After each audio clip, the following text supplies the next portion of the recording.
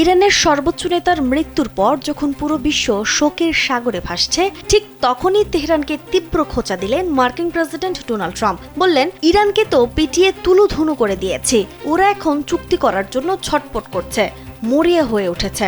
ইরানের প্রয়াত সর্বোচ্চ নেতা আয়াতুল্লাহ আলী খামেনির সপ্তাহব্যাপী চলমান রাষ্ট্রীয় শেষকৃত্যের প্রসঙ্গ টেনে ট্রাম্প রসাত্মক ভঙ্গিতে বলেন, আমরা ওদের জানাজা আর শেষকৃত্যের জন্য একটা সপ্তাহ ছুটি দিয়েছি, কারণ আমরা মানুষ হিসেবে অনেক ভালো ও দয়ালু। নিজের স্বভাবসুলভ আক্রমণাত্মক ভঙ্গিতে তিনি দাবি করেছেন, আমেরিকার শক্তির সামনে ইরান নাকি অসহায়।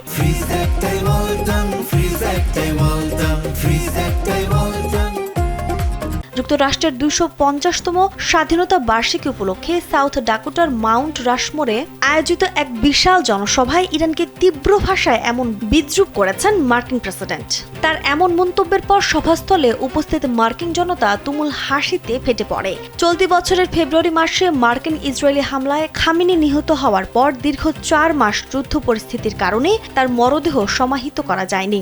অবশেষে ইরানের সপ্তাহব্যাপী শোক ও দাফন কর্মসূচি শুরু হতেই ট্রাম্প তেহরানকে এই তীব্র কটাক্ষ করলেন।